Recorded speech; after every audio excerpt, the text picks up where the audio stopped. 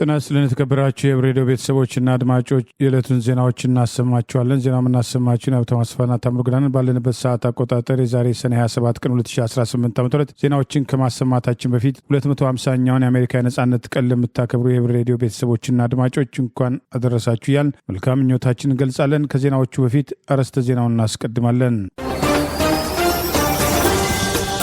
የፋኖ ወታደራዊና ፖለቲካዊ እርምጃ መጠናከር፣ የአቡኑ ጥሪ በአሜሪካ የነጻነት ቀን፣ የአገዛዙ መከላከያ መናጥና የኤታማዦር ሹሙ የፍራንክፈርቱ ተቃውሞ፣ የአደባባይ ረሸናውና የዘይሴ ማህበረሰብ ጥያቄ የተነሳበት ኮሚሽንና ትግራይ፣ አስደናቂ ትዕይንቶችና የዓለም ዋንጫው፣ ኢትዮ ኬንያ ድንበር የሚሉና ሌሎችም ወቅታዊ ዜናዎች ያሉን ዝርዝሩን እንሆ።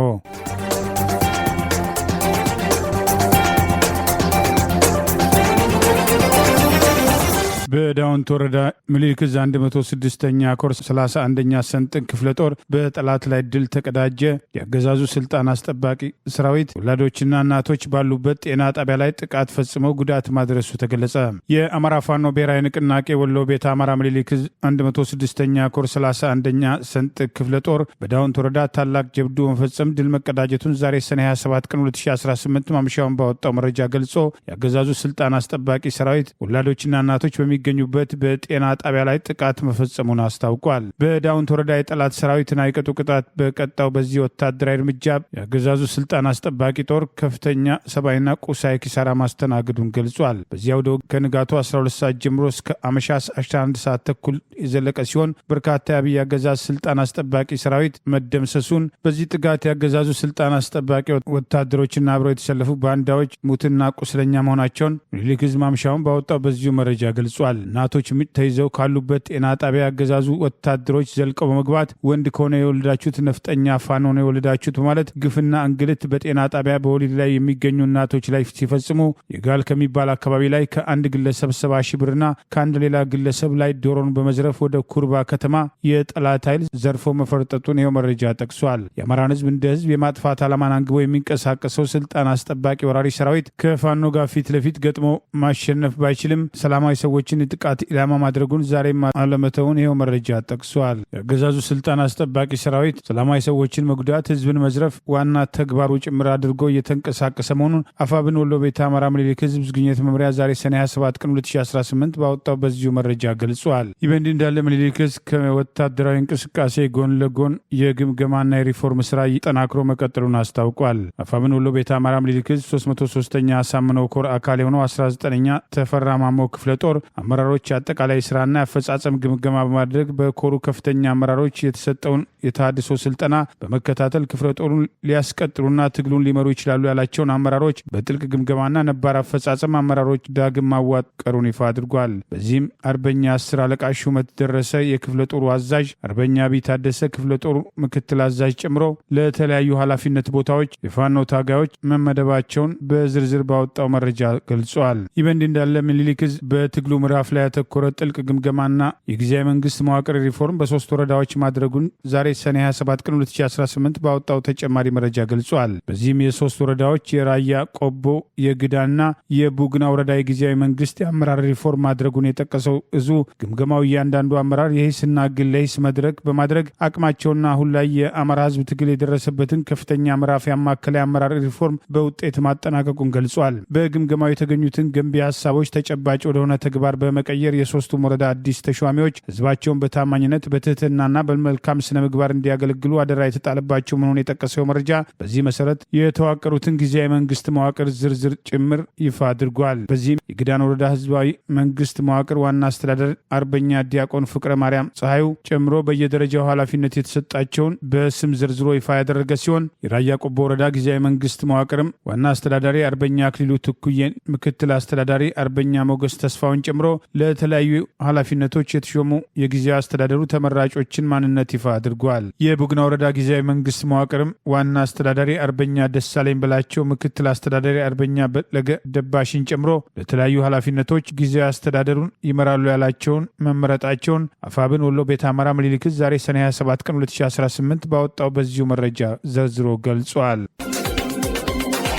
አሜሪካም ከእንግሊዝ ነጻ የወጣችበትን ዛሬ የሚከበረውን 250ኛ የነጻነት በዓል የአሜሪካ መስራች አባቶች ከጣሉት መሰረት ጋር ሊጣጣም ይገባል ሲሉ ፖፕ ሊዮ አሳሰቡ። የመጀመሪያው አሜሪካዊ የካቶሊክ ቤተክርስቲያን ፖፕ የአሜሪካንን የነጻነት በዓልን በማስመልከት እንደ አንድ የዚህ ታላቅ አገር ልጅ በማለት ላኩትን የእንኳን አደረሳችሁ እንኳን አደረሰን መልእክታቸው የአሜሪካም ገዦች አሜሪካንን በፈረንጆቹ 1776 የዛሬ 250 ዓመትም ሲቆረቁሯት በዋነኛነት ያሰፈሩት በሰዎችም ህይወት ዋጋ መስጠት፣ ፕሮቴክት ላይፍ፣ ስደተኞችን መቀበል፣ የሃይማኖት ነጻነትና ሰላምን በሃይማኖት አባቶች አማካኝነት ማስፈን የሚሉትን መሰረታዊ ነጥቦችን ዛሬም ሊዘነጉ አይገባም ብለዋል። በትላንትናው ዕለት በፊላዴልፊያ ግዛት በብሔራዊ ኮንስቲትዩሽን ማዕከል በተካሄደ የተለያዩ ሃይማኖት አባቶች በተሳተፉበት ፕሮግራም ላይ በበይነ መረብ አማካኝነት መልእክት ያስተላለፉት ብፁዕነታቸው በህይወት የመኖር መብትም የመስራች አባቶቻችን የመጀመሪያው መርህ ነው፣ ዛሬም ሊቀጥል ይገባል።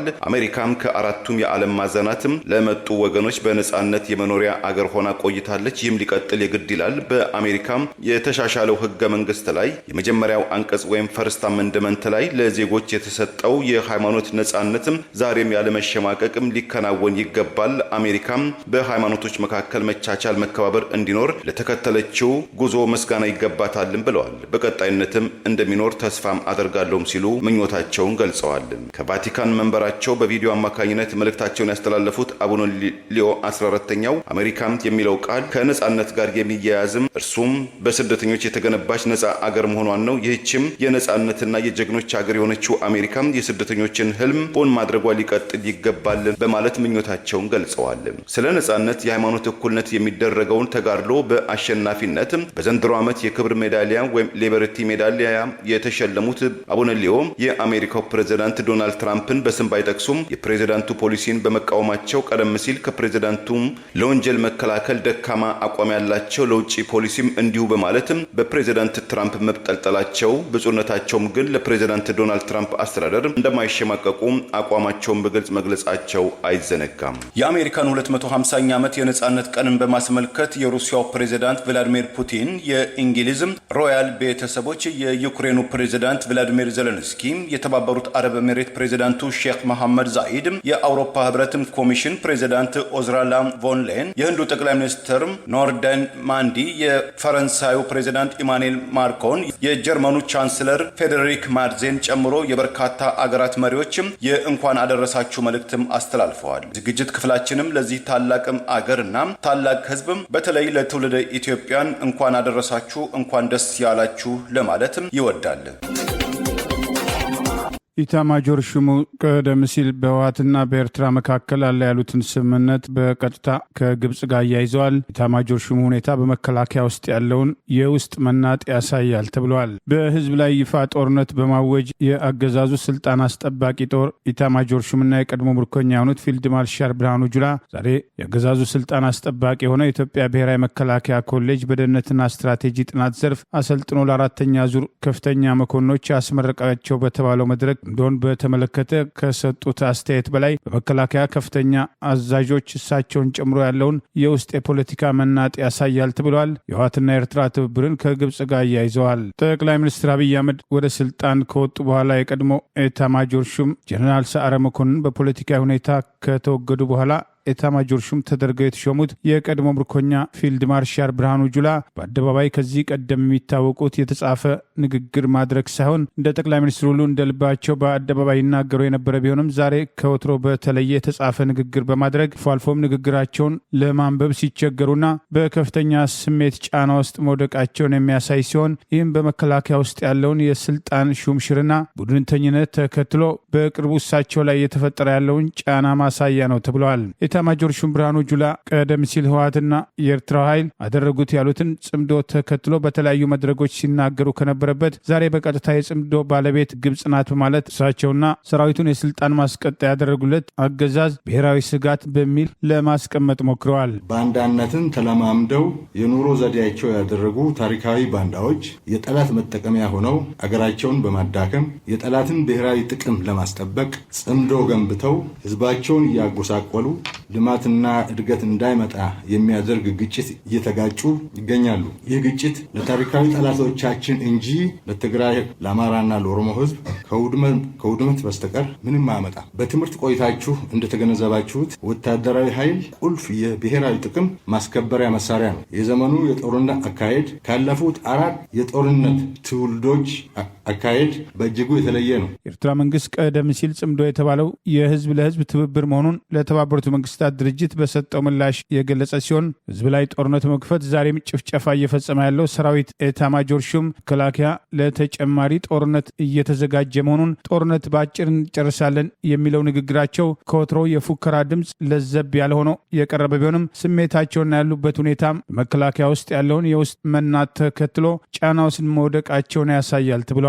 ኤታማጆር ሹሙ በመከላከያ የደህንነት ኃላፊ ጀነራል ጌታቸው ጉዲና ይተካሉ በሚል አልፎ አልፎ ሲወራ የነበረ ሲሆን ይህን ተከትሎ በመከላከያ ውስጥ የተፈጠረውን አሰላለፍና የውስጥ የስልጣን ሽኩቻ መሰረት ማድረግ ፊልድ ማርሻሉ ጫና ውስጥ መውደቃቸውን የዛሬ ሁኔታቸው በግልጽ ያሳያል የሚሉ አስተያየቶችም ተከትለው ቀርበዋል። በአማራ ህዝብ ላይ ይፋ ጦርነት በታወጀበት ወቅት ጦርነቱን በ3 ወር ውስጥ ትጥቅ እናስፈታለን፣ ትጥቅ ብቻ ሳይሆን ቀበቶ እናስፈታለን ብለው በአደባባይ ፎክሮ የነበሩት ብርሃኑ ጁላ ዛሬ በጽሁፍ የተዘጋጀላቸው ንግግር ሲያደርጉ ሌላ ብርሃኑ ጁላ ሆነው ከወትሮ ፉከራና ስሜታቸው ተፋተው በጫና ውስጥ በግዳጅ እንደሚያነቡ መስለው መታየታቸው መነጋገር ሆኗል። የቀድሞ ምርኮኛና ኤታማጆር ሹም ብርሃኑ ጁላን ጨምሮ ያገዛዙ ወታደራዊ አዛዦች ባለፉት 3 ዓመታት በላይ በአማራ ህዝብ ላይ የተከፈተውን ጦርነት ተከትሎ ንጹሐን በመጨፍጨፍ የጦር ወንጀልና ከፍተኛ የሰብአዊ መብት ጥሰት መፈጸማቸው ተደጋግሞ የተገለጸ ቢሆንም የአገርን ዳር ድንበር መጠበቅ ያለበት ሰራዊት ለአብይና አገዛዙ ስልጣን ማስጠበቂያ ሲባል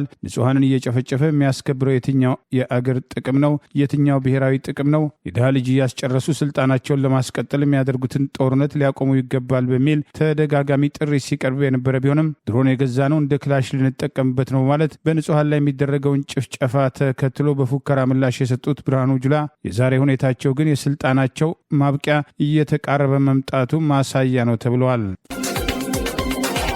ተስፋ ለቆረጡም ተስፋ የሚሰጥ በሱስ ለተጠመዱ ወገኖችን ከሱስ የሚያላቅቅም ሆስፒታል ሊገነባ መሆኑን ታዋቂው የወንጌል ሰባኪ ርዕሰ ሊቃውንት አባ ገብረ ኪዳን ግርማም ተናገሩ። በኢትዮጵያ ኦርቶዶክስ ተዋሕዶ ቤተክርስቲያን በደቡብ ጎንደር ሀገረ ስብከት የርዕሰ ገዳማት ወአድባራት ጣናም ቅዱስም ጊዮርጊስም አንድነት ገዳም የአራቱ ጉባኤያተ መጻሕፍት ምስክር ትምህርት ቤት በባህር ዳር ከተማም ጠቅላላ ሆስፒታል ለመገንባት የመሰረት ድንጋይ ማስቀመጡም ታውቋል።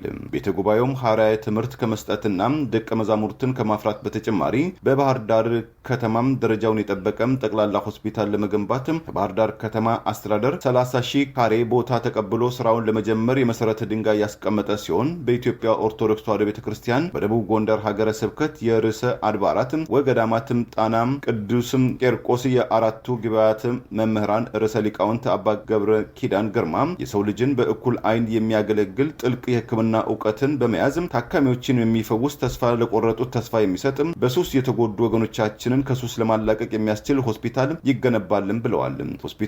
ሆስፒታል ብቻም ሳይሆን የሕክምና መንደር እንደሚሆንም ተናግረዋል። ሆስፒታሉ በውስጡ የአእምሮ ሕክምና፣ የእናቶች ህጻናትና የልብ፣ የኩላሊት፣ የካንሰር ጠቅላላ ሕክምና ሌሎች ማዕከላትን የያዘ እንደሚሆንም ተናግረዋል። ሆስፒታሉ በሀገር በቀል የመድኃኒት ቅመማን በዘመናዊ ለማቀናጀት ምርምር የሚካሄድበት ማዕከል እንደሚኖር የገለጹ ሲሆን ማህበረሰቡንም ያለምንም ልዩነት በእኩል የሚያገለግል የሕክምና ትምህርት ቤቶች እንደሚኖሩትም ተናግረዋል።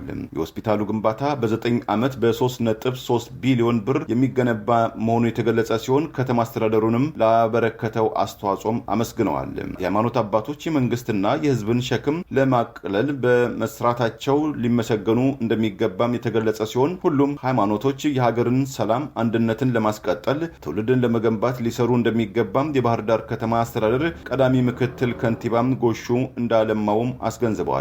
አባቶችን የሚመስል ትውልድ መፍጠር ያስፈልጋል ያሉትም ኃላፊው የሚገነባው የሆስፒታል መንደር በመሆኑ በቀጣይነት ማስፋፊያ ቦታም እንደሚሰጥም ተናግረዋል። በአገር ውስጥናም ከአገር ውጭ የሚገኙ በርካታ ኢትዮጵያና ትውልደ ኢትዮጵያን በተለያዩ ምክንያቶች ተስፋ በቆረጡበት ድባቴ ውስጥ በወደቁበት በዚህም አስቸጋሪና ፈታኝ ዘመን ነፍስንና ስጋን የሚያለመልም ዘመኑን የዋጀ መንፈሳዊ አስተምሮትን በማቅረብ ከሚገስጹ እና ከሚያስተምሩ የሃይማኖት አባቶች መካከል ርዕሰ ሊቃውንት አባ ገብረ ኪዳን ግርማ አንዱ መሆናቸውን ብዙዎችም ይመሰክሩላቸዋል።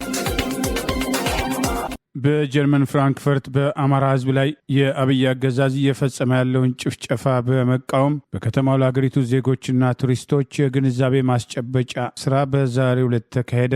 የአማራ ማህበር በጀርመን ከአማራ ግብረ ኃይል በፍራንክፈርት ዙሪያ ጋር በመተባበር ዛሬ ሰኔ 27 ቀን 2018 ዓ.ም በጀርመን ፍራንክፈርት ከተማ በከተማው የተለያዩ አካባቢዎች በድምፅ ማጓያና በፍላየር በኢትዮጵያ በአብይ አገዛዝ በአማራ ሕዝብ ላይ እየተፈጸመ ያለውን የዘር ጭፍጨፋ በመቃወም የግንዛቤ ማስጨበጫ ስራ መሰራቱን የአማራ ማህበር በጀርመንና የአማራ ግብረ ኃይል በፍራንክፈርት በጋራ ያካሄዱትን ዝግጅት አስታኮ ተባባሪያችን ሲሳይ አለሙ ከጀርመን ኑረንበርግ በላከው ዘገባ ጠቅሷል። በአካባቢው አቆጣጠር ዛሬ ጁላይ 4 2026 ዓ.ም ወይም ሰኔ 27 ቀን 2018 ዓ.ም በተሳካ ሁኔታ በተካሄደው የዚህ ግንዛቤ ማስጨበጫ በፍራንክፈርት ከተማ በዜል በማክዶናልድና በስታርባክስ መካከል ከጠዋቱ 11 ሰዓት እስከ ቀኑ 15 ሰዓት በአካባቢው ሰዓት አቆጣጠር በተካሄደው በዚህ ዘመቻ በኢትዮጵያ ለሚፈጸሙ ግፍ ያላቸውን ተቃውሞ ለማሰማትና ህዝባዊ ንቅናቄውን ለማጠናከር የግንዛቤ ማስጨበጫ ስራ መስራታቸውን ገልጸዋል። በድምፅ ማጉያ ዓለም አቀፉ ማህበረሰብና በአካባቢው ላለው ህዝብ በአማራ ህዝብ ላይ እየደረሰ ያለው የዘር ማጥፋት ወንጀል የሚያጋልጡና የሚያስረዱ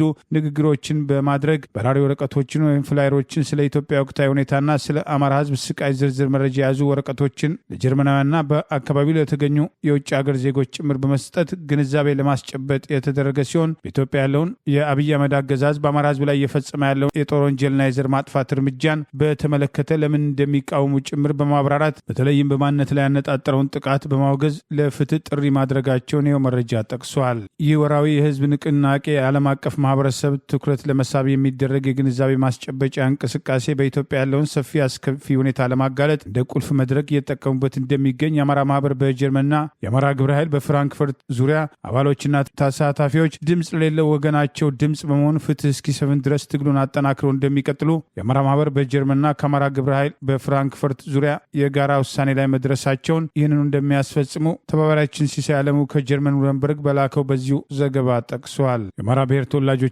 ጨምሮ በውጭ የሚገኘው ዲያስፖራ በተቀናጀና በተናበበ መንገድ በአገር ቤት ለታፈነውና በማንነትና በሃይማኖቱ ጥቃት ኢላማ ለሆነው ህዝብ በተገቢው መንገድ ድምፅ ሊሆኑ እንደሚገባ ተደጋጋሚ ጥሪ ቀርቦ የነበረ ሲሆን በቅርቡ ይህንኑ ዓላማ ለማሳካት የተለያዩ የተቃውሞ ሰልፎች መካሄዳቸው አይዘነጋም። ብልጽግናን አልመረጡም በተባሉ በዘይሴ ማህበረሰብ ላይ እየተወሰደ ያለው ጥቃት ቀጥሏል። ዛሬም የመንግስት ኃይሎች የከፈቱትን ጥቃት ተከትሎ 4 ወጣቶች በግፍ መረሸናቸው ተገለጸ። በደቡብ ኢትዮጵያ ክልል በዘይሴ ኤልጎ ቀበሌ በኑስ ፋንጎ ቀጠና ዛሬ ሰኔ 27 ቀን 2018 ዓ.ም ከቀኑ 7 ሰዓት ላይ የመንግስት ጸጥታ ኃይሎች የተባሉ ወደ አካባቢው በመሄድ ብልጽግናን አልመረጠም በሚል የበቀል እርምጃ እየወሰዱበት ባለው ማህበረሰብ ላይ ህዝቡን ያስተባብራሉ ያሏቸውን 4 ወጣቶች ከወላጆቻቸው ፊት ወደ ውጭ አውጥተው በይፋ በአደባባይ መረሸናቸው በህዝቡ ላይ እየተወሰደ ያለው ጥቃት ተጠናክሮ መቀጠሉን የሰብአዊ መብት ተሟጋቾችና መገናኛ ብዙሃን ለጉዳዩ ትኩረት እንዲሰጡ በዘይሴ ማህበረሰብ ላይ እየተፈጸመ ያለው የዘር ጭፍጨፋ ትኩረት እንዲያገኝ ጥሪ ቀርበዋል። ጉዳዩን የሚከታተሉ ወገኖች ዛሬ ብቻ ሳይሆን ሰሞኑን በተከታታይ እየተወሰዱ ያሉት ጥቃቶች ከጊዜ ወደ ጊዜ እየጨመሩ መምጣታቸውን የመንግስት ጸጥታ ኃይሎች የተባሉት 4ቱን ወጣቶች ከቤታቸው በኃይል በማውጣት ወላጆቻቸውና ቤተሰቦቻቸው ፊት በጥይት የረሸኗቸው ሲሆን ይህ በሰላም ማይ ዜጎች ላይ እየተፈጸመ ያለው የዘር ጭፍጨፋ ትኩረት ሊያገኝ እንደሚገባ ጉዳዩን የሚከታተሉ ወገኖች ጥሪ አቅርበዋል። የወጣቶቹም ሆነ የአካባቢው ማህበረሰብ ብቸኛ ወንጀል ገዢው ብልጽግና ፓርቲን አንመርጥም፣ የራሳችን የፖለቲካ ምርጫ አለን በማለት አዲስ አበባ ላይ ተቀምጦ የገዢው ብልጽግና ፓርቲን ወንጀሎች በመደገፍ በተለጣፊነት የሚንቀሳቀሰውና ማህበረሰቡ ግን የራሱ ወኪሎች ያላቸው ኢዜማን የተቀላቀሉ አባላቱን ለመምረጥ ቆርጦ መነሳቱን ተከትሎ እንዴት ብልጽግናን አልመረጣችሁም በሚል ብልጽግና ፓርቲ አዲስ አበባና አንዳንድ ቦታዎች ላይ ለኢዜማ ሳይቀር ወንበር እየለቀቀ ቢሆንም የስሙላ ምርጫ ሊደረግብን አይገባም፣ ምርጫውን በነጻ ማካሄድ አለብን ብለው በቆረጠው የዘይሴ ማህበረሰብ ላይ እየተወሰደ ያለው ጥቃት ዛሬም ተጠናክሮ መቀጠሉ በአደባባይ የተፈጸመው ርሸና ግልጽ የዘር ማጥፋት እርምጃ አካል መሆኑ ተጠቅሷል። በምርጫው ማግስት ጀምሮ በዘይሴ ብሔረሰብ አባላት ላይ እየተወሰደ ያለው ጥቃት ከጊዜ ወደ ጊዜ እያደገ መምጣቱ በቅርቡ የኢትዮጵያ ሰብአዊ መብቶች ጉባኤ ሳይቀር በዘይሴ ማህበረሰብ ላይ የሚወሰደውን እርምጃ አስታኮ መግለጫ በማውጣት ጥሪ ያቀረበ ቢሆንም ጥቃቱ ዛሬም አለመቆሙ ታውቋል። በደቡብ ኢትዮጵያ ክልል ጋሞ ዞን ዘይሴ ወረዳ የገዢው ብልጽግና ፓርቲ አመራሮችና የእነሱን ስልጣን ለማስጠበቅ የሚንቀሳቀስ የመንግስት የጸጥታ ኃይል ተከታታይ ዓመታት በማህበረሰቡ ላይ እየተፈጸመ ያለውን የዘር ጭፍጨፋ ተከትሎ ከምርጫ በኋላ እንኳን ከ50 ሺህ ሰው በላይ መፈናቀላቸውን፣ የነዋሪዎች ቤት መቃጠሉን፣ ዛሬ በአደባባይ የተረሸኑትን ወጣቶች ጨምሮ 23 ሰው መገደላቸውን የዘይሴ ማህበረሰብ የጠየቀው ወረዳው ራሱን ችሎ ማንነቱ ታውቆ በደቡብ ኢትዮጵያ ክልል መኖር ቢሆንም ይህንን በመቃወም ገዢው ብልጽግና ፓርቲ የአካባቢው አመራሮችና እነሱ የሚያዙት የጸጥታ ኃይል እየወሰደ ያለው ጥቃት ተጨማሪ የዘር ጭፍጨፋ ስጋት የደቀነ በመሆኑ ጉዳዩ የሚመለከታቸው ወገኖች ትኩረት እንዲሰጡ ጥሪ ቀርበዋል። የቀድሞው የኢትዮጵያው ጠቅላይ ሚኒስትር የአቶ መለስ ዜናዊ ልጅም ሰመሃል መለስም ዜናዊ በቅርቡ በትግራይ ክልል የወጣውን አዲስ አዋጅ የደርግ ስርዓት የሚያስታውስ አዋጅ ስትል አጣጣለችው። የ38 ዓመቷም የአቶ መለስም ልጅ ሰመሃል ትግሃትም ከተባለ ሚዲያ ጋር በቅርቡ ባደረገችው ቃለ ምልልስም አዲሱ አዋጅ ሕግ በሚያውቁ ሰዎች ይቅርና ማንበብ መጻፍ በማይችሉ ሰዎች እንኳን ተጽፏል ብላም ለማመን እንደምትቸገር ገልጻም ብዙ ችግሮች ያለበት አዋጅ ነው፣ ሌላው ቀርቶ ሐሜትን እንኳን የማይፈቅድም የደርግ ዘመን ሕግ ነው ስትል አስተያየቷን ሰጥታለች። የህወሓትም ጸሐፊዋም ወይዘሮ ፈትለወርቅ ገብረ እግዚአብሔር ወይም ሞንጆሪኖ በቅርቡ በሰጡት መግለጫ ያነሷቸው አስተያየቶችን በተመለከተም ጥያቄ የቀረበላት ሰመሃል የወይዘሮ ፈትለወርቅ መግለጫ መሬት ላይ ያለውን ነባራዊ ሁኔታ እንዴት እንደሚታረም የመፍትሄ አቅጣጫ ከማቅረብ ይልቅ የእሷና የቡድኗን ስልጣን ማጠናከር ብቻም ታሳቢ ያደረገ አሰልቺ ዲስኩርስ ስትል አጣጥለዋለች። አሁን ያለው የዓለም ሁኔታ ሆነ ዲፕሎማሲያዊ እንዴት እንደሚሰራ ወይዘሮ ፈትለወርቅም ጨርሶ አልገባቸውም ስትል የተሟገተችው ሰመሃል ዲፕሎማሲ ማለት ለሚወጡብህ የተቃውሞ መግለጫዎች መልስ መስጠት ማለትም አይደለም፣ ከዛ ይልቅም መሬት ላይ ያለውን ነባራዊ ሁኔታም ተገንዝቦ የማሻሻያ እርምጃዎችን ይዞ መቅረብ ነው ስትል አስተያየቷን ሰንዝራለች። ቀደም ባሉ ጊዜያት በህወሓት ዙሪያ ብዙ ምሁራንና አሰላሳይ ሊቅ ነበር የምትለው ሰመሃል አሁን ላይ ግን ያ ሁሉ አቅም ተበታትኖ ፓርቲው እዚህ ደረጃ ላይ ደርሶ ማየትም እንደሚያሳፍራትም በቁጭትም ገልጻለች። በትግራይ ክልል ውስጥም እየተተገበረ ያለው የብሔራዊ ውትድርና መልመላን በተመለከተ ዓለም አቀፉ የሰብአዊ መብት ተሟጋች ድርጅት ሂውማን ራይትስ ዎች የአውሮፓ ህብረትም ድርጊቱን በአደባባይ ከመቃወም በተጨማሪ የህወሓት አመራሮች ከድርጊታቸው እንዲታቀሙ ማሳሰባቸው፣ የህወሓት ባለስልጣናትን በበኩላቸው በፌዴራል መንግስቱ በትግራይ ክልል ላይ ተቃቷል ያሉትን ወረራንና ከበባን ለመመከትም የተጠራ በፍላጎት ላይ የተመሰረተም ክተት ሰራዊት እንጂ የትግራይ ወጣትም ዛሬም በመቀሌ ከተማን ጨምሮ በተለያዩ አካባቢዎችም በነጻነት እየተንቀሳቀሰ ነው የሚል ማስተባበያን በተደጋጋሚ መስጠታቸው አይዘነጋም። ጠቅላይ ሚኒስትሩ በአንድነት ስም ክፍፍል እየሰበኩ ነው በሚል ዛሬ በአርባ ምንጭ ያደረጉትን ንግግር ተከትሎ በደቡብ ኢትዮጵያ ክልል የሚገኙ 12 ዞኖችና ከ32 በላይ የሚሆኑ የተለያዩ ብሔር ብሔረሰቦች በልማት ፍትሐዊ ተጠቃሚ ያልሆኑበትን እርምጃ ለማድበስበስ ሞክረዋል የሚል ወቀሳ ተከትሎ ቀርበዋል። በአገሪቱ ጦርነትና ብልጭልጭ ፕሮጀክት ቅድሚያ በመስጠት ለህዝቡ መሰረታዊ ፍላጎቶች የጤናና የመንገድ ዘርፍ ጨምሮ ለህዝቡ ወሳኝ የሆነው ልማትን ለማምጣት ጦርነት የማቆም አማራጮችን ወደ ጎን የገፉት ጠቅላይ ሚኒስትር አብይ አህመድ በአርባ ምንጭ ከተማ ተከናወኑ የተባሉ የልማት ስራዎችን አስመልክቶ ዛሬ ባደረጉት ንግግር በደቡብ ኢትዮጵያ ክልል በሚገኙ 12 ዞኖችና ከ32 በላይ የሚሆኑ የተለያዩ ብሔር ብሔረሰቦች ዘንድ ፍትሐዊ ተጠቃሚነት የሌለውን የልማት እንቅስቃሴ አስታኮ የህዝብ አንድነት ሳይሆን በአንድነት ስም ክፍፍል እየሰበኩ ነው የሚል ቅሬታ መነሳቱን ደብሊውቲ ሚዲያ መረጃዎቹን ጠቅሶ ዘግበዋል። ደቡብ ኢትዮጵያ አንድ ዞን ወይም የአንድ ከተማ ብቻ ክልል አለመሆኑን የሚያነሱት ነዋሪዎቹ ጠቅላይ ሚኒስትሩ በንግግራቸው የክልሉን ሰፊ ብዝሃነት ወደ ጎን በመተው ለአንድ አካባቢ ብቻ የሰጡ የተለየ ትኩረትና ያሳዩት አድሎ በአንድነት ስም ክፍፍል ሰብከዋል የሚሉ ቅሬታዎች አብረው መነሳታቸው ታውቋል። በስም ያልተጠቀሱ የዲላና የወላይታ ሶዶ ዩኒቨርሲቲ ምሁራን ንግግሩን አስታኮ በአስተዳደሩ የተፈጠረው መዋቅራዊ መገለልና የህብረተሰቡ ሮሮ የጠቅላይ ሚኒስትሩን ንግግር ተከትሎ ማንሳታቸውን የጠቀሰው ዘገባ ጠቅላይ ሚኒስትሩ በአርባ ምንጭ ከተማ ተሰሩ የተባሉ ስራዎችን በሚመርቁበት ወቅት በጣም የሚያሳስበኝና የሚያስፈራኝ ነገር ጥቂት ሰርተን በጣም የምንረካው ነገር ነው፣ እርካታ በጣም አደገኛ በሽታ ነው ያሉ ቢሆንም አሁን የተሰራው አርባ ምንጭ ከሚገባት የተፈጥሮ ጸጋና አቅም አንጻር ገና 1% ብቻ መሆኑን የጠቀሱ ቢሆንም ኮንሶ ከጋሞ አያንስም፣ ዳሰነች ከወላይታ አያንስም፣ ሁሉም ህዝብ እኩል ነው፣ እኔ በልጣለሁ የሚል ስሜት፣ እኔ ይሻላለሁ የሚል ስሜት፣ ካለኔ አንደኛ የለም የሚል ስሜት ለዘመናት ድሃ አድርጎ አቆይቶናል። ከማንኛውም በላይ በችግር በመከራ አብሮ የኖረ ህዝብ መተባበርና በአርባ ምንጩ ለውጥ ሶዶ መሳቅ ካልቻለ፣ በሶዶ ለውጥ ጂንካው መሳቅ ካልቻለ ሌላውማ ሰው እንዴት ደስ ሊለው ይችላል? በማለት የህዝብ አንድነትን የሰበኩ መስለው ክፍፍልን እና ኢፍትሐዊ የሆነ የልማት እንቅስቃሴን ተከትሎ የሚቀርቡ ቅሬታዎችን ለማድበስበስ ሞክረዋል የሚል አስተያየት ተከትሎ ቀርበዋል። በደቡብ ኢትዮጵያ ክልል 12 ዞኖችና 32 በላይ ብሔር ብሔረሰቦች በጋራ የገነቡትና የሚጋሩትን ክልል ፍትሐዊነትን ያላገናዘበ ይልቁንም ሀብቱን በአንድ ቦታ ላይ እየተከመረ በጀት ለታጣላቸው ሌሎች አካባቢዎች በአርባ ምንጭ ለውጥ ሶዶ መሳቅ አለበት የሚል የተዛባ እይታን ያንጸባረቀ ነው በሚል በዲላና ወላይታ ሶዶ ዩኒቨርሲቲ ውስጥ ያስተምራሉ የተባሉ በስም ያልተጠቀሱ ቅሬታ ማቅረባቸውን ዘገባው አመልክተዋል። በክልሉ ለሰራተኞች ለመምህራንና ጤና ባለሙያዎች ደሞዝ መክፈል ያልተቻለበት፣ ተማሪዎች መምህራን ስራ በማቆማቸው ትምህርት የተቋረጠበትን ሁኔታ ወደ ጎን ያደረጉት ጠቅላይ ሚኒስትሩ ለስብሰባ ማዕከልነት ያገለግላል ያሉትን ፕሮጀክት ባስመረቁበት ወቅት ያደረጉት ንግግር በክልሉ ለህዝቡ መሰረታዊ የሆኑ ተጨባጭ የልማት ስራዎች አለመሰራታቸውን፣ ፍትሐዊ ተጠቃሚነት ዛሬም ጥያቄ የሚነሳበት ቢሆንም ከነዚህ መካከል በባስኬቶ ዞን ንጹህ መጠጥ ውሃና መብራት ሙሉ በሙሉ በጠፋበት በኮንሶና ቡርጂ ዞኖች መሰረታዊ ድልድይ ባለመኖሩ ህዝብ ወንዝ መሻገር አቅቶት በገመድ ላይ ህይወቱ በሚያልፍበት፣ በኮሬና ጋዱላ እናቶች በምጥ ምክንያት መንገድ ላይ የሞቱ ባለበት፣ እንዲሁም በጎፋ ሳውላ፣ ጌዲዮ፣ ዲላና ወላይታ ለዓመታት የተጀመሩ የመንገድና ፕሮጀክቶች በበጀት እጥረት ቆመው እያለ የክልሉን ሀብት በአንድ ከተማ ላይ ብቻ ከምሮ የአፍሪካ ምሳሌ ለማድረግ መሞከር ከ32 በላይ በሆኑት ብሔር ብሔረሰቦችና በ12 ዞኖች ያለውን ኢፍትሐዊ በአጠቃላይ በአገሪቱ እየታየ ያለውን መሰረታዊ የሆኑ የህዝብ መሰረተ ልማቶች ላይ የሚደረገው ትኩረት ማነስን ጭምር ያድበሰበሰ ነው የሚል ቅሬታ መቅረቡን ይኸው ዘገባ አመልክተዋል። በታላቋ ብሪታንያ ደቡባዊ ግዛት ሬዲንግ ከተማ ውስጥ የኢትዮጵያን ባህላዊ ምግቦችን ላለፉት 2 አስርት ዓመታት ለማህበረሰቡ ሲያስተዋውቁና በተለያዩ ማህበራዊ ክንውኖች ላይ ሲሳተፉ የቆዩትም ታዋቂዋይቷ የኢትዮጵያ ሬስቶራንት ባለቤት ሬስቶራንታቸውን ሊዘጉ መሆኑን አስታወቁ። በትውልድ ኢትዮጵያዊቷ ወይዘሮ ቱቱ መላኩ እንደ ፈረንጆቹ አቆጣጠር በ2006 የዛሬ 20 ዓመት የተቋቋመው ቱቱ የኢትዮጵያን ሬስቶራንት ሰሞኑን ለደንበኞቹ ባስተላለፈው መልእክት በመጪው ጥቅምት ወይም በፈረንጆቹ ኦክቶበር 20 2026 20ኛ ዓመቱን ሲያከብር ከሩቅም ከቅርብም የሚገኙ የማህበረሰብ ክፍል ላለፉት 20 ዓመታት ያገለገሉትን ተሳትፎ ያጠናቅቃል ብለዋል። ለእኔ ይህ ሬስቶራንት ማለት ህይወቴም ቤቴም ፍላጎቴ ማለት ነው ያሉትም የሁለት ልጆች እናት የሆኑት ወይዘሮ ቱቱም ቀጣዩ የህይወት ጉዟቸው ከቤተሰቦቻቸው ጋር ማሳለፍን እንደሚመርጡም ሬስቶራንቱን ቤት ውስጥ የሚያደርገውን አገልግሎትን ቢያቋርጥም ነገር ግን የኢትዮጵያ ሬስቶራንት በተለያዩ ፌስቲቫሎች የጋብቻ ስነ ስርዓቶችና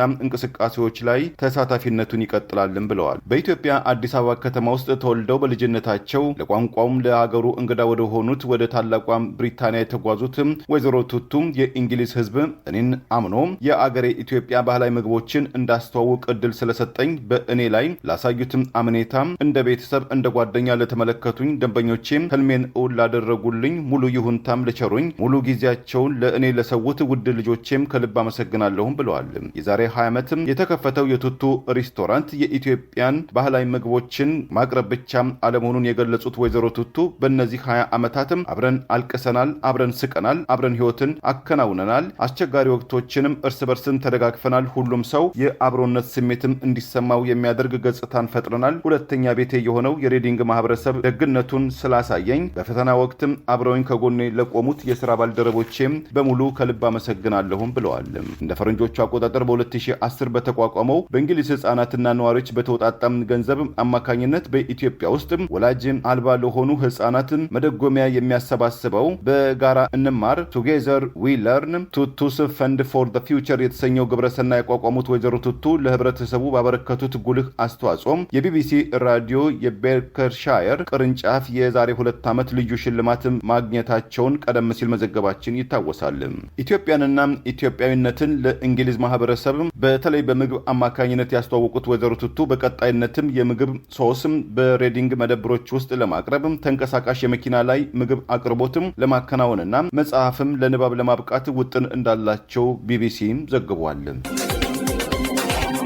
በአገዛዙ ቁጥጥር ስር ያለው የኢትዮጵያ ሰብአዊ መብት ኮሚሽን በትግራይ ክልል ከመንግስት መዋቅር ውጭ የሚገኝ ታጣቂ ቡድን የሚፈጸም የግዳጅ ወታደራዊ ምልመላ፣ ጉልበት ብዝበዛና የጦር ወንጀል ነው ሲል መግለጫ አውጥቷል። ኮሚሽኑ በጠቅላይ ሚኒስትሩ አገዛዝ የተከፈቱ የእርስ በርስ ጦርነቶች እንዲቆሙ ጥሪ ያለማቅረቡ ወቀሳ አስከትሎበታል። በቀድሞ ኢህአዴግ ባለስልጣን የሚመራውና ገለልተኛ አካል ሊመራው ይገባል የሚባለው የኢትዮጵያ ሰብአዊ መብት ኮሚሽን በትግራይ ክልል ከመንግስት መዋቅር ውጭ በሚገኝ ታጣቂ ቡድን የሚፈጸም የግዳጅ ወታደራዊ ምልመላ እንደ ጉልበት ብዝበዛና ጦር ወንጀል ሊቆጠር ይችላል በማለት ዛሬ ሰኔ 27 ቀን 2018 ባወጣው መግለጫ ጠቅሷል። ኢሰማኮ በክልሉ የአብነት ትምህርት ቤት ተማሪዎች ጭምር ከአብያተ ክርስቲያናት፣ ከገበያ ቦታዎች፣ ከወጣቶች ማዘወተሪያ ማዕከላትና በአሰሳ ቤት ለቤት የማፈስ ለወታደራዊ ተግባር የማሰማራት ድርጊት መቀጠሉን መረዳቱን በገለጸበት በዚሁ መግለጫ በግዳጅ ከሚታፈሱት መካከል አብዛኞቹ ዕድሜያቸው ከ18 ዓመት በታች መሆናቸውን ማረጋገጡንም ገልጿል። ኢሰማኮ የትግራይ ክልል በቅርቡ ያወጣው የግዳጅ ውትድርና ምልመላ ሰነድ ዓለም አቀፍ ሕግን የጣሰ ሕገ መንግስታዊ መሰረት የሌለውና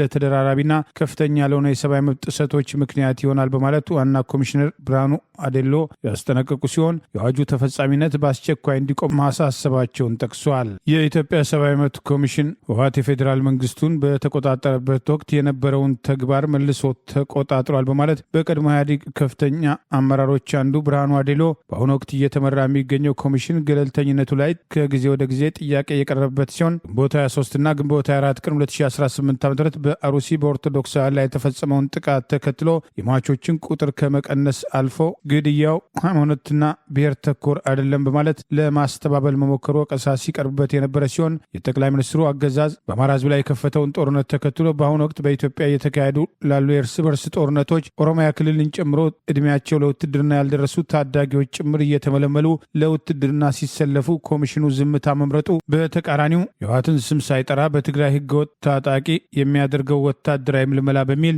ያቀረበው መግለጫ ኮሚሽኑ አገዛዙን እየተከተለ በሰብአዊ መብት ኮሚሽን ስም ፖለቲካዊ አጀንዳ ለማስፈጸም እየተንቀሳቀሰ ነው የሚሉ ወቀሳዎችም ተከትለው ቀርበዋል። ኢትዮጵያ ሰብአዊ መብት ኮሚሽን በአማራ ህዝብ ላይ የተከፈተውን ጦርነት ተከትሎ ዛሬም ድረስ በድሮንና በከባድ መሳሪያ በአገዛዙ ስልጣን አስጠባቂ ወታደሮች ከሚገደሉ ሰላማዊ ሰዎች በተጨማሪ የአብነት ተማሪዎችን ጭምር ፋኖ ጥይት እንዳይበሳው አድርጋቸዋል በማለት በጅምላ የጨፈጨፉ የአገዛዙ ስልጣን አስጠባቂ ወታደራዊ አዛዦችና ጦርነቱን እየመራ ያለውን አገዛዝ በተመለከተ አይቶ እንዳላየ መሆኑ በተደጋጋሚ ወቀሳ ሲቀርብበት እንደነበር አይዘነጋም። ይህ በእንዲህ እንዳለ ከተሾሙ ጀምሮ በሀገሪቱ አገዛዙ ስልጣን ለማስጠበቅ በህዝብ ላይ የከፈተውን ጦርነት እንደ ብሔራዊ ጉዳይ በመቁጠር ንጹሐን በመጨፍጨፍ በጦር ወንጀለኝነት ይጠየቁ ከሚባሉ የአገዛዙ ወታደራዊ አዛዦች አንዱ የአየር ኃይሉ አዛዥ ሌተናል ጀነራል ይልማ መርዳሳ ብሔራዊ ጥቅምን ለማስጠበቅ በጽናትና በጀግንነት ግዳጁን የሚፈጽም ሰራዊት ነው በማለት ዛሬም ዘመናዊ መሳሪያ መታጠቃቸውና ብሔራዊ ጥቅም ለማስጠበቅ እየተዋጉ መሆናቸውን መግለጻቸው በህግም በታሪክም የሚያስጠይቅና የእርስ በርስ ጦርነት ላይ ሰላማዊ ሰዎችን በጀት በድሮንና በሄሊኮፕተር የሚደበድብ ተቋም እየመሩ የሚገኙት አዛዡ ለመሆኑ የትኛውም ብሔራዊ ጥቅም ነው የሚያስጠብቁት በማለት ለአገዛዙ መገናኛ ብዙሃን የሰጡትን መግለጫ ተከትሎ ወቀሳና አስተያየት እየቀረበ ይገኛል። ትናንት ጭምር የአገዛዙ ስልጣን ማስጠበቂያ የሆነው ሌተናንት ጀነራል ይልማ መርዳሳ የሚመሩት አየር ኃይል በወለጋ ከ11 ጊዜ በላይ ተከታታይ ሄሊኮፕተር ጥቃት ሰላማዊ ሰዎች ላይ ያነጣጠረ ጉዳት ማድረሱን ህጻናትና አዛውንቶች ጭምር መገደላቸውን የአማራ ፋኖ ብሔራዊ ንቅናቄ ቢዛሞ ወለጋ እዝ ይፋ ማድረጉን ጠቅሰን መዘገባችን አይዘነጋም። አንድ የጠረፍ ነጋዴ በአንድ ወር ውስጥ የሚያስገባው ወይም የሚያስወጣው የምርት ጠቅላላ ዋጋም ከ1000 የአሜሪካን ዶላር እንዳይበልጥ የሚያዝ መመሪያ መውጣቱም ተገለጸ። የኢትዮጵያ ንግድና ቀጠናዊ ትስስር ሚኒስቴር በኢትዮጵያና በኬንያ ድንበር መካከል የተፈረመውን የተቀላጠፈ የጠረፍ ንግድ ማዕቀፍም ተግባራዊ ለማድረግ የሚያስችል አዲስ መመሪያም ይፋ ያደረገ ሲሆን ይኸው የንግድ መመሪያ ቁጥር 1144/2018 ተብሎ የሚጠራው መመሪያ በሁለቱ ሀገራት ድንበር አካባቢ የሚኖሩ ዜጎችም መሰረታዊ የፍጆታ ምርቶችን በቀላሉ እንዲያገኙና ህጋዊ የንግድ ስርዓትም እንዲዘረጋ ለማድረግም ያለመ ነው ተብሏል። መመሪያው በዋነኛነት አስፈላጊነቱ የታመነበት በድንበር አካባቢ የሚኖሩ ነዋሪዎች ከመሀል ሀገር በቀላሉ ሊያገኟቸው የማይችሏቸውን ምርቶች በጠረፍ ንግድ በኩል እንዲቀርቡላቸው ለማስቻል መሆኑ የተገለጸ ሲሆን ከዚህም ባለፈም በድንበር አካባቢ የሚስተዋለውን የኮንትሮባንድና ህገወጥም የንግድ እንቅስቃሴን በመቀነስም በሁለቱ ሀገራት አወሳኝ አካባቢዎችም ሰላምና ጸጥታን ለማስፈን ከፍተኛ ሚና እንደሚኖረውም ተገምቷል። በመመሪያው ትርጓሜ መሰረት የድንበር አካባቢ ተብሎ የተከለለው በኢትዮጵያ በኩል እስከ 50 ኪሎ ሜትር በኬንያ በኩል እስከ 100 ኪሎ ሜትር ርቀት ውስጥ ያለው ቦታም ሲሆን በዚህ የንግድ ስራ ላይ መሰማራትን የሚችሉት በድንበር አካባቢ በቋሚነት የሚኖሩ በመደበኛ የንግድ ስራ ላይ የተሰማሩና በህብረተሰቡ ተሳትፎ የተመረጡ ግለሰቦች ብቻ እንደሆኑ ተገልጿል። በመመሪያው ድንጋጌ መሰረት የጠረፍ ነጋዴ ማለት አግባብነት ባላቸው የኢትዮጵያ ወይም የኬንያ ህጎች መሰረት የጠረፍ ንግድ ፈቃድ የተሰጠው በድንበር አካባቢ የሚኖር የተፈጥሮ ሰው ማለት እንደሆነም ተደንግጓል። የንግድ ልውውጥን በተመለከተም የተቀመጡ ጥብቅ ደንቦች ያሉት ሲሆን አንድ የጠረፍ ነጋዴ በአንድ ወር ውስጥ የሚያስገባው ወይም የሚያስወጣው የምርት ጠቅላላ ዋጋ ከ1000 የአሜሪካን ዶላር ከኢትዮጵያ ተመጣጣኝና የኬንያ ሽልንግ ተመጣጣኝ መብለጥ የለበትም ተብሏል። ነጋዴዎች በወር ውስጥ እስከ 4 ጊዜ ጉዞአቸውን ማድረግ የሚችሉ ሲሆን የንግድ ልውውጡም መከናወን ያለበት በኢትዮጵያ ጉምሩክ ኮሚሽን የሥነ ሥርዓት አገልግሎት በሚሰጥባቸው የድንበር በሮች ወይም ኬላዎች በኩል ብቻ መሆኑም ተደንግጓል። ከመመሪያው ጋር አባሪ በሆነው ዝርዝር መሰረት 50 ያህል የምርት አይነቶችን በጠረፍ ንግድ እንዲለዋወጡ የተፈቀደ ሲሆን ከነዚህ መካከል ግመል፣ በሬ፣ ፍየል፣ በግ፣ ዶሮ፣ ወተት፣ ማር፣ ጥራጥሬዎችን፣ አልባሳት፣ የቤትና የቢሮ ዕቃዎችን እንደሚካተቱበትም ታውቋል። ይሁን እንጂ ለእንስሳት ልውውጥ በቁጥር ገደብ የተበጀለት ሲሆን ለምሳሌ በአንድ ጊዜ ከ2 ግመል ወይም በሬ እንዲሁም ከ5 በግ ወይም ፍየል በላይ መነገድም አይፈቀድም ተብሏል። መመሪያው ማንኛውም የጠረፍ ንግድ ፍቃድ ለሌለው ሰው አሳልፎ መስጠት ወይም በውሰት መጠቀም በጥብቅ እንደሚከለክል ያሳሰበ ሲሆን ኢትዮጵያና ኬንያ በሚዋሰኑባቸው የድንበር አካባቢዎች የሚገኙ የሁለቱ ሀገራት ህዝቦች ከመሃል ሀገር በቀላሉ ሊያገኟቸው የማይችሏቸው መሰረታዊ ፍጆታ ምርቶች በጠረፍ ንግድ እንዲቀርቡላቸው ለማድረግ የሚያስችል የተቀላጠፈ የጠረፍ ንግድ ማዕቀፍ ባለፈው ታህሳስ 10 2018 ዓ.ም በአዲስ አበባ ከተማ የተፈራረመው መሆኑን ቲክታክ ኢትዮጵያ አስታውሷል። በትላንትናው ዕለት የአርጀንቲና ብሔራዊ ቡድንና የኬፕ ቬርድ ብሔራዊ ቡድን ባካሄዱት የሞት ሽረትም ፍልሚያም የኬፕ ቬርዱ ግብ ጠባቂ ቮንዛሃ በርካታ ግቦችን በመቀልበሱም ከዓለማችን ዕውቁ ተጫዋችም ከሊዮኔል ሜሲም የክብር አድናቆትም ተቸረው። ሜሲም ከብዙ ሙከራዎች በኋላም ትንሽም ተበሳጭቼ ነበር፣ ነገር ግን በጣም አስፈላጊ አንድ ጎል ለብሔራዊ ቡድን አግብቻለሁ። የኬፕ ቬርዱ ግብ ጠባቂም እድሜው 40 ዓመት እንደሆነው ነግረውኛል። እውነቱን ለመናገር ባሳየው ብቃት በጣም ተደንቄያለሁ። ጨዋታው ሲያልቅ ወደሱም ሄድኩኝ፣ እንኳን ደስ አለ አለኝ፣ እኔም አድናቆቴን ነገርኩት ብሏል። ቮንዛም ከጋዜጠኞች ለቀረበለት ጥያቄም ሀገር ኬፕ ቬርድ ዛሬ ምሽት ከአርጀንቲና ጋር ስላሳየችው ብቃት ምን ትላለህም ተብሎም ተጠይቆ ነበረ። እዚህ የመጣነው ለተሳትፎ ቁጥር ለመሙላትም አይደለም፣ ለእያንዳንዱ ኳስ ተፋልመናል፣ በራሳችን ተማምነናል። የኬፕ ቬርድ እግር ኳስ ምን ማለት እንደሆነ ለዓለም ሕዝብ አሳይተናል። ከውድድሩ እየወጣን ሊሆን ይችላል፣ ነገር ግን የምንወጣው አንገታችንን ቀና አድርገን ደረታችንን ነፍተን ነው። በዚህ ብቃታችን ሀገራችንን ኬፕ ቬርድ በዓለም እግር ኳስም ካርታ ላይ አስቀምጠናታል። ይህ ደግሞ ማንም ሊነጥቀን የማይችል ታሪክ ነው ብሎታል። በመቀጠልም አሁን ኬፕ ቬርድ ከውድድሩ ስለወጣች በቀሪ ውድድር የትኛውን ብሔራዊ ቡድን ትደግፋለም ተብሎ ለቀረበለት የኬፕ ቬርዱ ግብ ጠባቂ ቮንዛሃ ያለምንም ጥርጥር ፖርቹጋል እንደሚደግፍ ገልጾ በሀገራችን መካከል ጠንካራ ግንኙነት ስላለ ለፖርቹጋል እግር ኳስም ሁልጊዜም ትልቅ ክብር አለኝ። በእርግጥም ክርስቲያኖ ሮናልዶንም እደግፋለሁ። ፖርቹጋል እስከ መጨረሻው ተጉዞ በክርስቲያኖ መሪነትም የዓለም ዋንጫን ወደ አገር ቤት እንደምትወስድም ተስፋ አደርጋለሁ ብሏል። ቮንዛህ ሜሲ የሚጫወትበትን የአሜሪካው ኢንተር ሚላን ክለብን ለማስፈረም እንቅስቃሴ እያደረገ እንደሆነ መረጃዎች እየወጡ ሲሆን ግብ ጠባቂው አሜሪካም ሊቀር ይችላልም ተብሏል። ከአሸናፊነትም የሚልቅም ሽንፈትም ኬፕ ቬርዶችም ሰማያዊ ሻርኮች ዓለምን ያስደነገጡ ምሽትም መከናወኑን በርካታ የዓለም መገናኛ ብዙሃናት ዘግበዋል። በእግር ኳስ ታሪክ ውስጥም አንዳንድ ሽንፈቶችም ከድል በላይ ደምቀው የሚበሩበትም የአሸናፊዎች ክብር ሸፍነው የሽንፈትን መሪርነትን ወደ ትልቅነት ኩራት የሚቀይሩበትም ጥቂት አጋጣሚዎች መካከል የትላንትናው ምሽት አንዱ መሆኑን በርካታዎችም ጠቅሰውታል። በዚህም የማይረሳ የምሽት ፍልሚያም የኬፕ ቬርዱ ብሔራዊ ቡድን ለዓለም ያሳየ በትክክል እንደሆነ ብዙዎችም ተስማምተውበታል። ታዋቂ የአሜሪካና የአውሮፓም ኮሜንታተሮችም ለኬፕ ቬርድ ብሔራዊ ቡድን የዓለም አቀፉ የእግር ኳስ ፌዴሬሽን ፊፋ የተለየም ሽልማት ቢሰጠውም ሲሉ አስተያየታቸውን በመስጠትም ላይ መሆናቸውም ተመልክተዋል። ከአሸናፊነት የሚልቅም ሽንፈትም ሰማያዊ ሻርኮችም ዓለምን ያስደነገጡበት ምሽትም በ20 ደቂቃ ውስጥ አርጀንቲና እንዳልነበረች የተደረገች ሲሆን ይህም የብዙዎችን ግምትም የቅድመ ጨዋታም ትንባዮችን ማጠቃለያም ነበረም ተብሏል። በታሪክ በዝና በኮከብ ተጫዋቾች ስብስብና በገበያ ጋም ሰማይና ምድር የሆኑትም ሁለቱ ቡድኖች በአንድ በኩል የዓለም እግር ኳስም ሀያሏ አርጀንቲና፣ በሌላ በኩል ደግሞ በአትላንቲክ ውቅያኖስ ላይ ከምትገኘዋ ትንሿ ደሴትም ኬፕ ቬርድ የበቀሉት ነገር ግን የአናብስት ልብ ያደረጉትም ኬፕ ቬርዶች ወይም በእግር ኳሱ አጠራር ብሉ ሻርክስ እግር ኳስ በግምትና በስም ዝርዝር ብቻ እንደማይጫወትም ሰማያዊዎቹ ሻርኮች በተግባር ማሳየታቸውን ብዙዎችን አስደንቋልም አስገርሟል። የ120 ደቂቃው የጽናት ተጋድሎ ዳኛውም ጨዋታውን ለመጀመር ፊሽካቸውን ሲነፉ የአርጀንቲና የጥቃት ማዕከል ኬፕ ቬርድን ያጥለቀልቃል ተብሎም ቅድመ ግምት ተሰጥቶት ቢሆንም በእውነታ ግን ተቃራኒ ሆኖም ተመልክቷል። ኬፕ ቬርዶች ሜዳውን አጥብበውም በአንድነት ተከላክለው በስነ ስርዓትና በከፍተኛ ተነሳሽነትም አርጀንቲናን መውጫ መግቢያም ያሳጧት ሲሆን ያ የተፈራው የ20 ደቂቃም ማልፎ 45 ደቂቃም ተቆጥሮም ጨዋታው ወደ ሁለተኛው አጋማሽ ከዚያም አልፎ ወደ መደበኛው 90 ደቂቃም ሲያመራ የአርጀንቲና ኮከቦችም ፊታቸው ላይ ይነበብ የነበረው መደናገጥ፣ ጭንቀትም የኬፕ ቨርድም ታላቅነትን ማሳየቱን ብዙዎችም አቤት እግር ኳስ ሲሉ አድንቀውታል፣ አወድሰዋቸዋል። ለዛሬ ያሉን ዜናዎች እነዚህ ናቸው። ዜናውን ስታደምጡ ለቆያችሁ የህብር ሬዲዮ ቤተሰቦችና አድማጮች ምስጋናችን ድረሳችሁ። የህብር ሬዲዮ ኦፊሻል ዩቲዩብ ቻናላችንን ሰብስክራይብ ያላደረጋችሁ ሰብስክራይብ በማድረግ በተጨማሪም የደውል ምልክቱን በመጫን የህብር ሬዲዮ ቤተሰብ እንድትቀላቀሉ በአክብሮት እንጋብዛለን። እንደ ወትሮው ሁሉ የህብር ሬዲዮ ቤተሰቦች ፕሮግራሞቻችንን ላይክ በማድረግ ሼር በማድረግ አስተያየቶቻችሁን በመስጠት አብሮነታችሁን እንድትገልጹ በአክብሮት እንጠይቃለን። በድጋሚ እናመሰግናለን። ጤና ይስጥልን። ቸር እንቆይ።